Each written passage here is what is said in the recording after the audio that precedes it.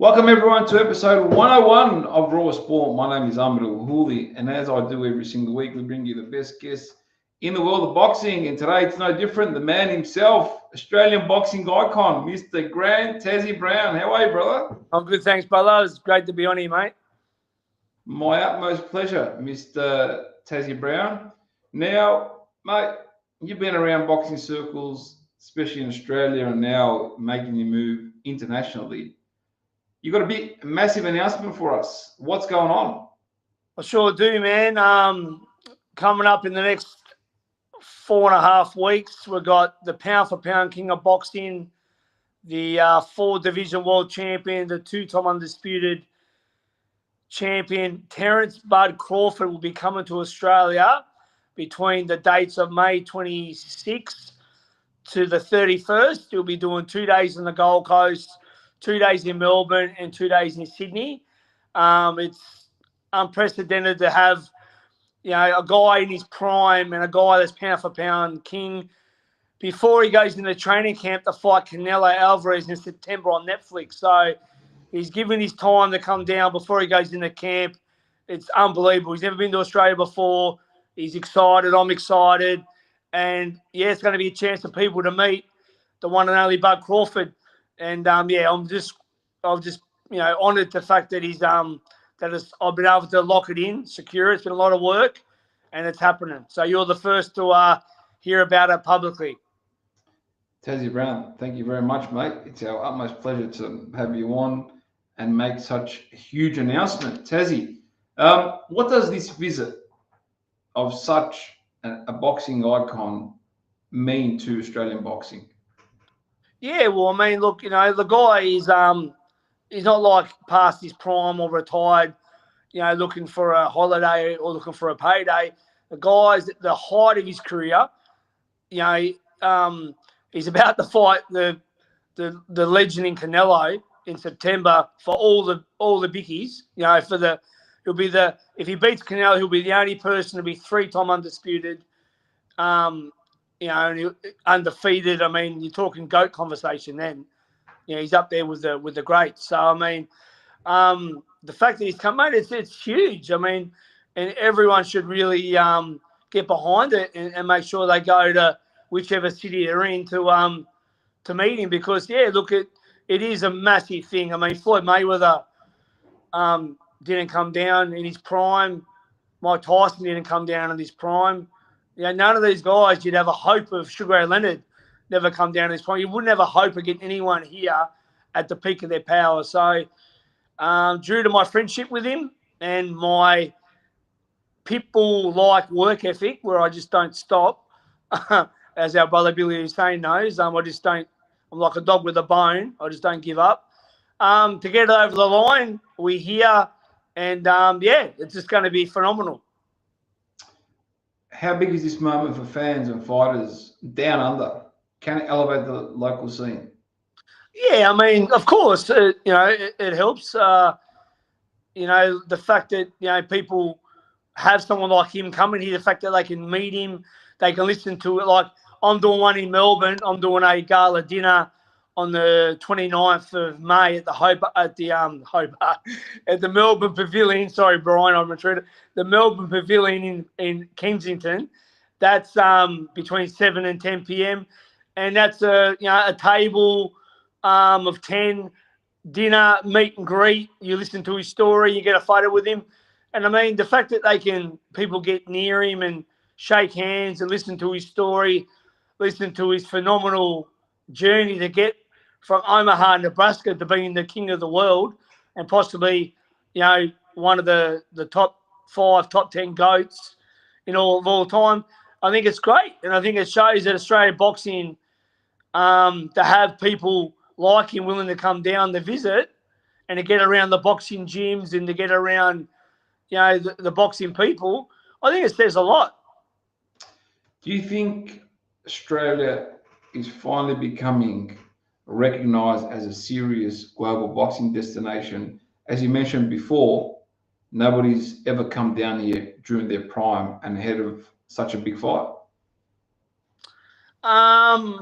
Yeah, look, I mean, Australian boxing, like, I want to say, like, I guess when I've seen different reports, like Australian boxing's the best it's ever been, or Australia's boxing's on the map, or this guy put us on the map, I don't really necessarily agree with that.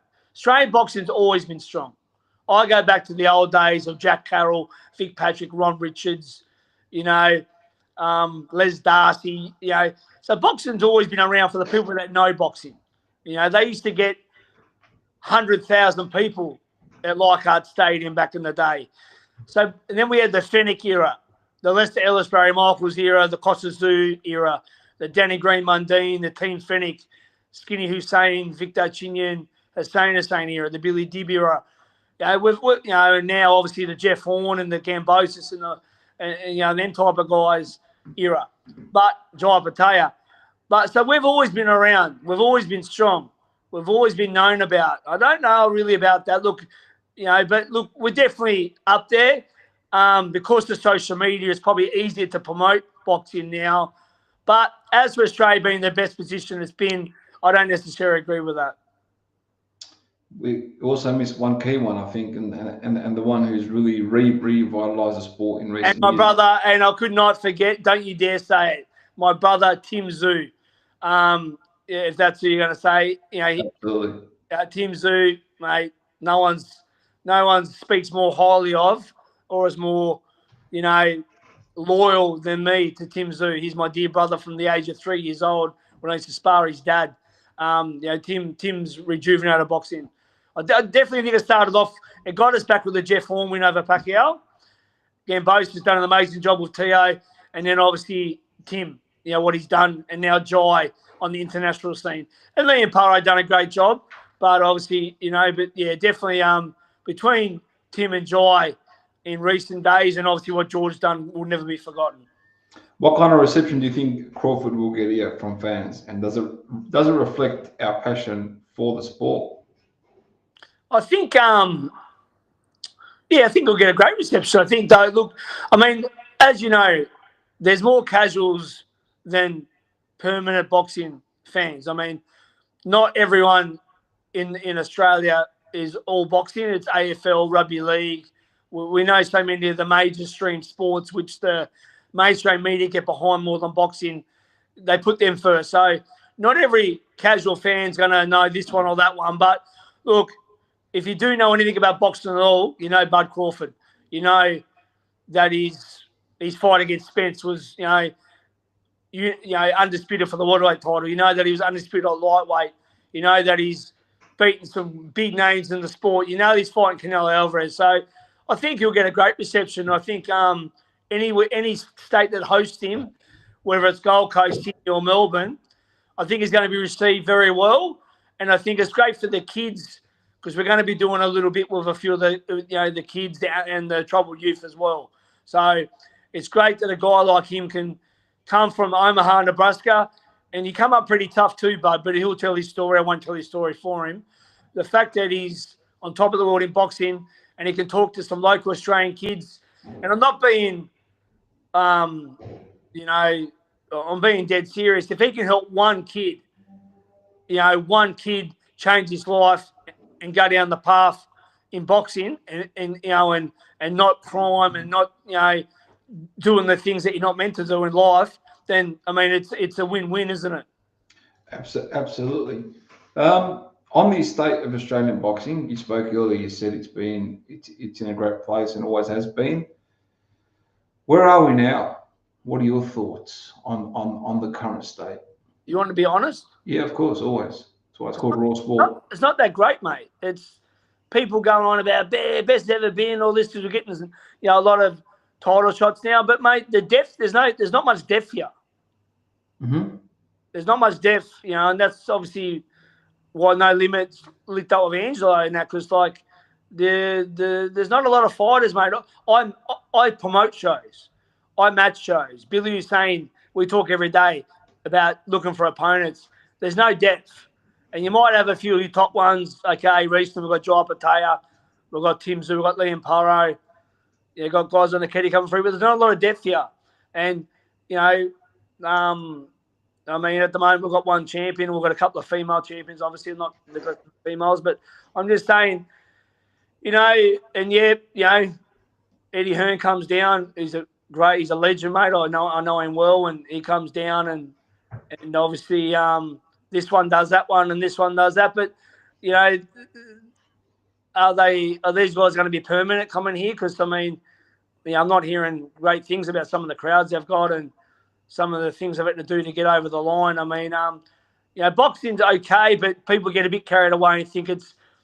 If anyone says, if someone jumped on the show now and said it's the best it's ever been, I'll say, you're kidding yourself. It's not. The last big fight we had before Tszyu was Cambosis. And that was, from what I heard, all reports were the attendance was disappointing. Yeah. And that was a breakout event for Matchroom. That hurts the chances of people like Matchroom coming back here and doing more, doesn't it? It does, mate. It does. I mean, I know, his business partner Frank Smith's not all that wrapped up in Australia. Look, I applaud Eddie for having a crack. I mentioned it to him when I was in Saudi at Better D Bivol 2. I said, I don't know about that being the stadium event, and Australia. Look, Australia's a hard sell. Anyone that thinks Australia's easy, as I said, they're kidding themselves. Mate, I done my first show in 2001, and I'm not one of the mainstream promoters. I mean, there's the Carlos, the Amatrudas, there's the Nazaris, there's Mick Francis. I mean, there's no limit. I mean, but I know the game, and I've been in the game many, many years as a fighter, a trainer, a manager, and a promoter. Look, it's not easy to get bums on seats. I don't care who you are, and to get crowds when you've got rugby and AFL and a local chess game around the corner. Mate, a lot of people, they're not going to go to the boxing, mate, unless you really have something to get them there, like something big. I mean, you got to have like a Pacquiao come over, or you got to have a real big world title fight, because otherwise you're not going to get them, and we are going to lose these international guys coming over. I mean, when you talk straight talk, really Australian boxing, as I said, you can also smoking mirrors. I just think Tassie, not there. is your finger on your phone? There's something making a bit of noise there. So look, it's always a struggle, and those that are in the game are working hard to try and elevate the game. My question to you is, you've been recently in all these big cards in Saudi Arabia. You've seen Saudi Arabia as a new destination, in person, in flesh, as they say. What are your thoughts on the events there? What can we learn as a country, as a nation, from them? I don't think we can learn anything, because they've got money. The difference is they've got money to burn. Australian promoters don't have money to burn. Mate, look, the amount of effort they go to, and I mean, but even the last event I went to, they downsized the stadium. They went from the big one where we always was at for Fury, Usyk 1 and 2, Better D Bivol 1. They went to a smaller venue, and but I mean, it's not a comparison with them guys, because as I said, Australian promoters, no one's got money to burn, brother. No one can just outlay this amount and give a fighter this amount. And the fact, when Eddie said about the purses, you can't do that in Australia. If a fighter doesn't sell to make his fight, how can you expect the promoter to pay him ridiculous money? It doesn't work. It doesn't work, brother. Me and Billy is saying, talk about it all the time. So you can't compare to Saudi, mate, because they've got money that they'll throw away and burn in front of you, and we haven't. So what they can do, we can't do, and no one ever will do in Australia. And I'm not being negative, but it's not a fair comparison, brother. It's not realistic. Yeah. Is there any pointers that we can get from them to try and help elevate the sport here? No, I don't think so. Okay. What? I mean, what? Listen, no one's doing nothing wrong. Everyone's doing their good things. Mick Francis, No Limit, the Rose Brothers, they've been doing a great, mate. They've been phenomenal the last few years, and what they've done, amazing. Anza Carlo, Amatruda, the hard workers, and the Nazaris, Billy Hussein, all these guys, Steve Della, everyone that has a crack in boxing, mate. No one's doing nothing wrong. The thing is, people got to realise, A, we haven't got the population of America and England. Simple. The English go to a bloody darts competition, pack it out and get on the piss and sing songs. We're nothing like them, brother. We're nothing like that England crowd. They'll go to anything and drink if there's beer there. We're not doing nothing wrong, but it's got to know, we've got to stay in our lane and know, population-wise, we haven't got the population.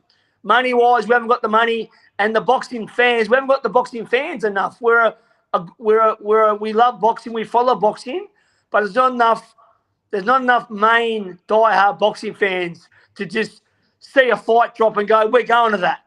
You got to have something to entice them. You got to reel them in with something. A rugby league player like a Gallen, Sonny Bill, that gets more people than a good, honest Aussie fight. So I don't think anyone's doing wrong. I just think it is what it is, mate. And that's why I say the era is no better than the Fennick era. It was amazing. The Hitman Harding. And then we had the Team Fennick era when I was in a gym with Skinny, Hussey, Vic, Danny Green, Stuckyo Bicker, Nader Hendon, Shannon Taylor, the Costa Tszyu era. None of these eras now is not better. I think it's easier to get a world title shot now than it used to be. It's a bit easier. And the fact that guys are pushing their guys, which is great. But as I said, man, I don't think we can do anything better than what we're doing now. I mean, what you tell me? Let me ask you a question. Let me interview you. You tell me what you think. What can we do better? What I personally think, or yeah, of course, mate. Give me what you think. You tell me what you think. I think too much emphasis goes on the individual fighters and not enough into the actual entities that build those fighters. If we look at, I can't say the UFC because the UFC is huge, but I can say if you look at in Australia, athletes, the biggest athletes are not bigger than the actual leagues. And I think the infrastructure that we currently have doesn't work. There's too much segmentation. There's too many people doing their own thing. The only way for it to actually work is we need to have some sort of alliance, some sort of something that brings us all together. We're on the same page, which is not impossible, but at the moment a bit hard. Where we have a structure that we now can match the best versus the best. We can have exciting fights, not bring in opponents from all around the world that people just smash and pad their records and go overseas and get shunned and come back. So 3 things there is the structure, the promotion of the entities that build these fighters, and because if you look at all the big fights, all the big names you mentioned, the athletes are bigger than the entities, and the only one who's semi-done it right is No Limit. If you look at their social media followings and so on, they've almost got a machine where they can put multiple athletes through it. That it can be, say, Joe Blow from a gym in Illawarra, bring him on, have a few fights, the right matchups, the right branding, the right profiling. It builds a fighter. That's the only thing I would say from my perspective. Yeah, no, I totally understand that. With No Limit, they do a great job, but obviously they've got the Fox Sports and the mainstream media behind them. I mean, if you've got the mainstream media behind them, News Corp, everything they put up, gets out there. I mean, I think the only way we can be is if the mainstream media gets behind all boxing, which they won't, though. But that's because there's segmentation. It's No Limit only. Imagine you had the Carlo, Amatura, in every state you had one that was working as with the other entities. Not I'm doing my own thing, he's doing his own thing. It won't happen, brother. It's called ego. Yeah, but that's the problem. That's the issue. We're too small to have big egos. Well, guess what? It's been like it for decades. It's not going to change, brother. I know all these people personally. Not the guys you mentioned, but everyone in Australia. They've all got egos. Everyone wants to do their own thing. Everyone's worried about what everyone's doing. It won't happen, brother. That's the problem. The problem. AFL doesn't have egos. NRL, they put everyone in check in line. They make it work. The A League on the other side is a problem of egos. That's why it is what it is. Exactly right. That's why egos have to go in the bin, my friend. We need to focus on uniting and working together and building the sport if we care about the sport. Yeah. No, totally agree, man. I totally agree. I mean, as I said, I've been around. I've seen a lot come and a lot go over in my time. And, but look, anyone that promotes a show, anyone that manages a fighter, any fighter that trains and gets in there, they've got my respect. Anyone that gets to the top of the mountain or anyone that just fights a 4-rounder, you got my respect. I mean, it's a tough game. I know it back to front. As I said, I've worn all the hats. And I only want the best for Australian boxing. So I'm doing my bit. I do my little shows. I do my trips overseas and do the interviews. I try and give, good vibes internationally about Australian boxing. And now I'm bringing the future GOAT to Australia in May. So, can't wait. Speaking of Crawford, where can people buy tickets in Queensland and Sydney and Melbourne? Yeah, so in Melbourne they can buy them through me. If they go onto my social media, Instagram Grant Tassie Brown, and Facebook send me a friend request Grant Brown. There'll be a link up with my post, which that'll be up tonight. In Queensland, that'll go through. Keep an eye for Fidel Turkle, Mick Francis. They're doing something there, and Steve Della. And in Sydney, Billy Hussein. He's the man in Sydney, Body Punch Gym. All right, fantastic. Tassie, thank you very much. You've been very, very generous with your time. Do you have any parting words for us?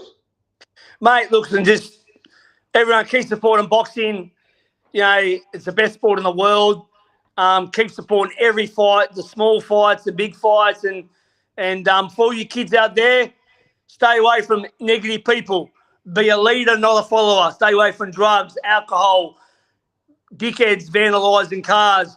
Get in the gym and become a champion and be a lion, not a sheep.